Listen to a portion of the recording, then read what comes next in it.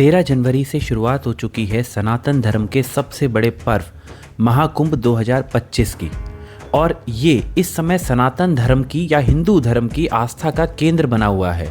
महाकुंभ 144 साल बाद आने वाला कुंभ मेला है और इसी कारण यहाँ पर करोड़ों की संख्या में श्रद्धालु आ रहे हैं और आस्था की डुबकी लगा रहे हैं।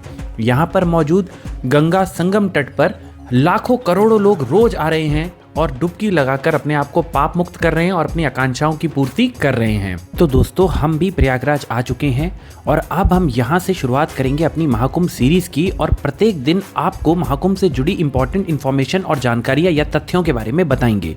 तो हमारे साथ शामिल हो जाइए इस व्लॉग के एपिसोड 1 में, जिसमें हम आपको दिल्ली से हमारी प्रयागराज तक की यात्रा का दर्शन कराएंगे।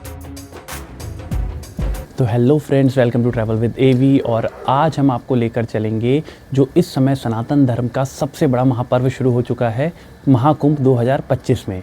तो इस एपिसोड में हम आपको दिल्ली से प्रयागराज तक की जो हमारी जर्नी है उसको दिखाएंगे कि कितना टाइम हमें लगा यहाँ से प्रयागराज जाने में, इसके साथ साथ कितना हमारा पेट्रोल लगा, कितने टोल टैक्स हैं। बहुत टाइम से हम सुन रहे हैं कि टोल टैक्स कुछ फ्री हैं, कई लोग कह रहे हैं नहीं है फ्री। तो वो पूरी डिटेल, वो पूरी जानकारी, रास्ते में कितना फॉग है, कौन सा रूट अच्छा है, कैसा है, ये सारी जानकारी हम आपको इस वीडियो में देंगे। तो ये हमारी महाकुंभ सीरीज़ का पहला एपिसोड है और अब हमारी महाकुंभ सीरीज़ स्टार्ट हो चुकी है। आप हमारे साथ बने रहिए। हम आपको प्रयागराज से, महाकुंभ से एक से बढ़कर एक जो भी वहाँ पर चीज़ें हो रही हैं वो सारी चीज़ें आपको दिखाएंगे। तो दोस्तों, हमारे साथ इस जर्नी में शामिल हो जाइए और मिलकर घूमते हैं महाकुंभ 2025 को। दिव्य कुंभ, भव्य कुंभ।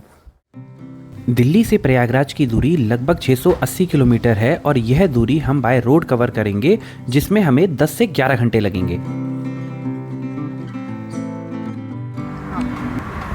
तो दोस्तों, इस वक्त हम दिल्ली से लगभग 120 किलोमीटर दूर आ चुके हैं और इस वक्त हम मथुरा टोल को पार कर चुके हैं। और यहाँ पर हम मैजिक फूड पॉइंट के नाम से एक फूड सेंटर बनाया गया है, वहाँ पर आके रुके हैं। यहाँ पर पब्लिक कन्वीनियंस और खाने पीने की कुछ चीज़ें मिल रही हैं। पर यहाँ का खाना हमें देख के कुछ ऐसा खास एक्साइटेड नहीं किया, तो हम अपने साथ भी कुछ खाना लेके आए थे। तो पहले हम वही खाएंगे, उसके बाद यहाँ से चाय या कुछ पकौड़े वकौड़े अगर पसंद आए तो वो लेंगे। तो आओ मैं आपको दिखाता हूँ। हम अपने साथ जो ये पूरी आलू की गोभी की सब्जी, अचार लेके आए हैं, जिसका सारा क्रेडिट जो है ये इसको नहीं, इसने कुछ नहीं किया, वो उसने किया है। उसने पूरा जाके जो था 5:30 बजे उठी है, इसने ये किया है। और ये हमारा अभी जो है हम खाना खा रहे हैं गाड़ी में ही।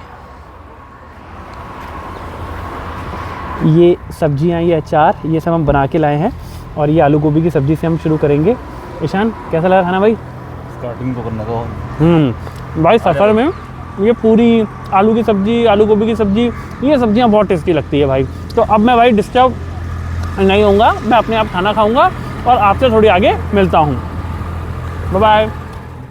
दोस्तों, ताज एक्सप्रेसवे पे बाकी हाईवेज की तरह जगह जगह पर रेस्टोरेंट या ढाबा की फैसिलिटीज़ नहीं है। इवन यहाँ पर फ्रेश होने के लिए भी ज़्यादातर बाथरूम्स नहीं है, तो आपको किसी पॉइंट्स पर रुकना पड़ेगा। यहाँ पर कुछ सिलेक्टेड पॉइंट्स ऐसे हैं जो ज़्यादातर टोल प्लाजास के आसपास बनाए गए हैं, जहाँ पर रुक कर आप अपने आप को फ्रेश भी कर सकते हैं और यहाँ से रिफ्रेशमेंट भी ले सकते हैं। जब हमने भी इसको विजिट किया तो हमने देखा कि यार बहुत साफ़ सुथरा है और इवन रेट्स भी बहुत ज़्यादा हाई नहीं है। इनका कॉम्प्लेक्स काफ़ी क्लीन है, नीट है, तो देख के मन करता है कि यहाँ बैठ के खाना खाया जा सकता है। हमने वैसे यहाँ से सिर्फ चाय ली थी क्योंकि ब्रेकफास्ट तो हम ऑलरेडी लेके आए थे, तो हमने ब्रेकफास्ट अपना घर का ही किया था और यहाँ से चाय ली। चाय अच्छी थी और इसका प्राइस 30 रुपए था।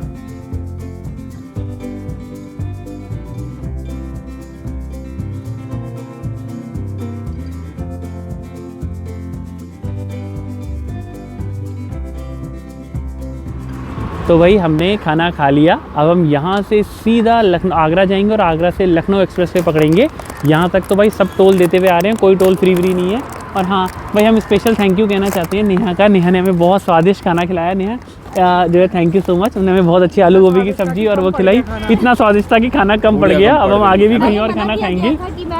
हाँ यार, मैंने इसे मना किया था, मैंने कहा बाहर का खाऊंगा, पर खाना इतना टेस्टी बनाया कि मन कर गया। और अभी नेहा ने हमें ये बहुत सारे चिप्स, ये अनारदाना, पॉपकॉर्न और ये बच्चा भी संभालने के लिए दिया है जाके टकाटक जो है। तो चलिए अब बिना देरी किए अब चलते हैं आगे और फटाफट जो है अपनी जर्नी को कंप्लीट करना है हमें। अभी आगरा एक्सप्रेसवे खत्म करके लखनऊ एक्सप्रेसवे पकड़ना है और फिर वहाँ से प्रयागराज चलेंगे। ठीक है, तो आगे आपसे मिलते हैं। बाय। हाँ, लगभग 4 घंटे में हमने आगरा को क्रॉस किया और अब ताज एक्सप्रेस की जगह हम आगरा लखनऊ एक्सप्रेसवे पे चढ़ गए। ताज एक्सप्रेसवे पे अब तक हमने 485 रुपीस का टोल दिया।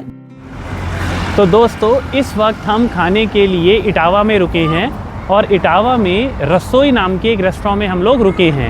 यहाँ पर बच्चों के लिए झूला झूलने की और अच्छा खाना खाने की पूरी व्यवस्था है।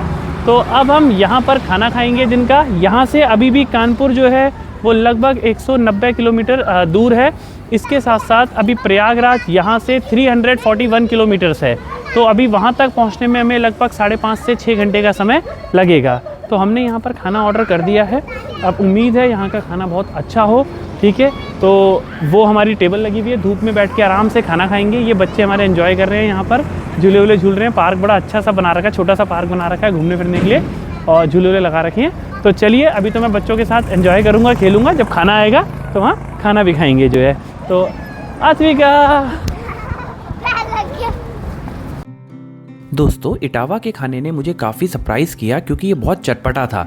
मैंने अक्सर सुना था कि आगरा, कानपुर, लखनऊ और इलाहाबाद, वाराणसी यहाँ के लोग तेज़ खाना खाते हैं, तेज़ मिर्च मसाले वाला खाना खाते हैं।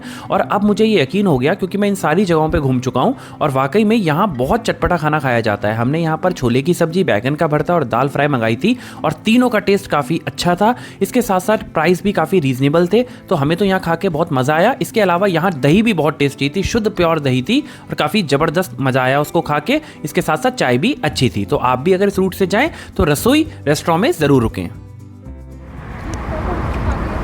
तो भैया हमने तो खाना खा लिया और बढ़िया खाना खाया और अब हम यहाँ से आगे का सफ़र तय करेंगे। खाना सच में बहुत स्वादिष्ट था, बहुत चटपटा खाना हमें खाने को मिला यहाँ पर। तो इटावा के इस रसोई रेस्टोरेंट को हम रिकमेंड करते हैं। अगर आप भी इस हाईवे से जा रहे हैं, नेशनल हाईवे नंबर 19 या एशियन हाईवे नंबर 1 से, तो इस ढाबे पे एक बार खाना ज़रूर खाइएगा। बहुत अच्छा है खाना, नीट एंड क्लीन है, खाना भी बहुत है, सर्विस भी अच्छी है। तो चलिए अब हम भी यहाँ से निकलते हैं और फटाफट आगे सफ़र को तय करते हैं।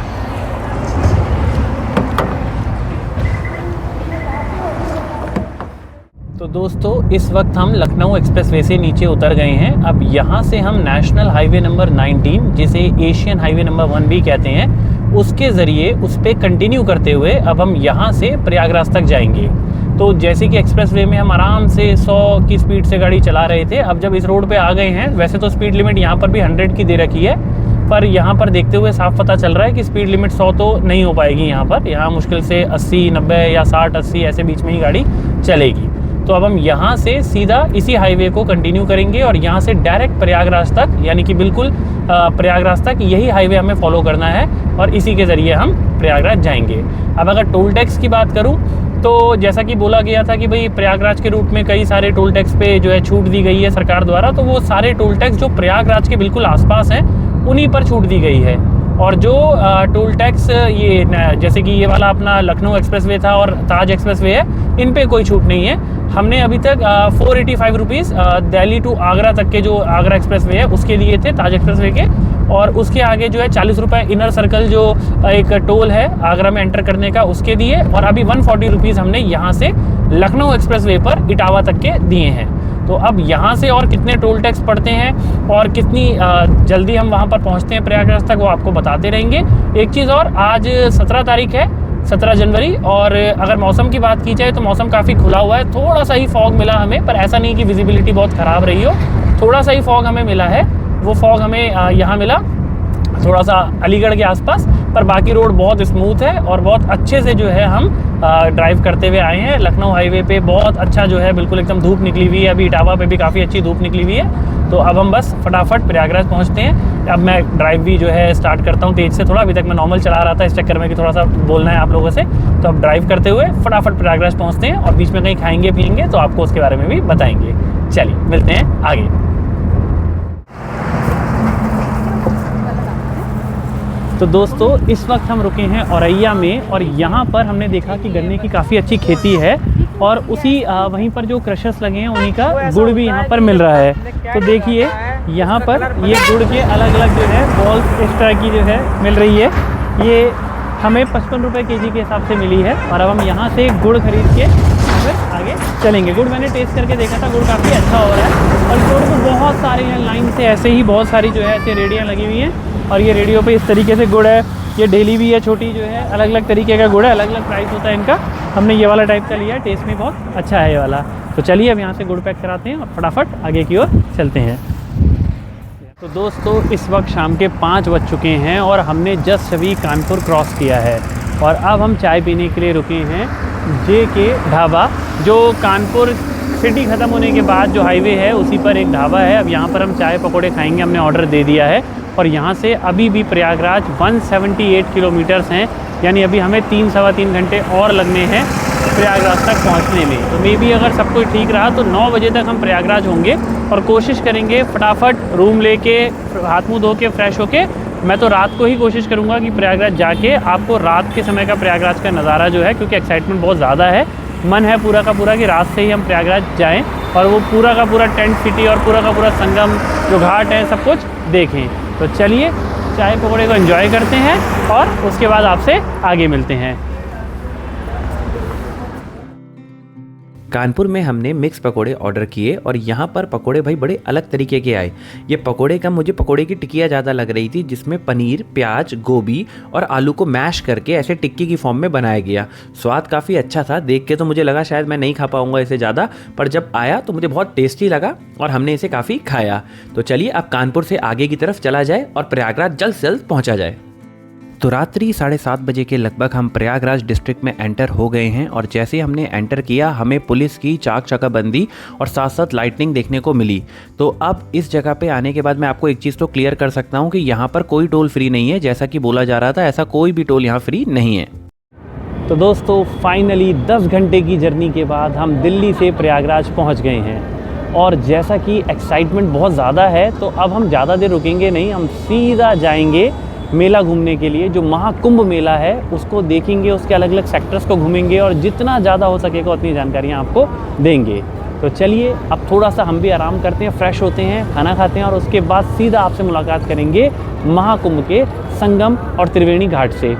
और अब हम आपसे मिलेंगे एपिसोड 2 में। तो इस वीडियो को लाइक करिए, कमेंट करें, ज़्यादा से ज़्यादा शेयर करें ताकि ज़्यादा से ज़्यादा लोगों को भी जो दिल्ली से प्रयागराज आना चाहते हैं या और इलाकों से आना चाहते हैं, रोड के बारे में जानना चाहते हैं, टोल टैक्स के बारे में जानना चाहते हैं, उनको भी इसके बारे में इन्फॉर्मेशन मिल सके।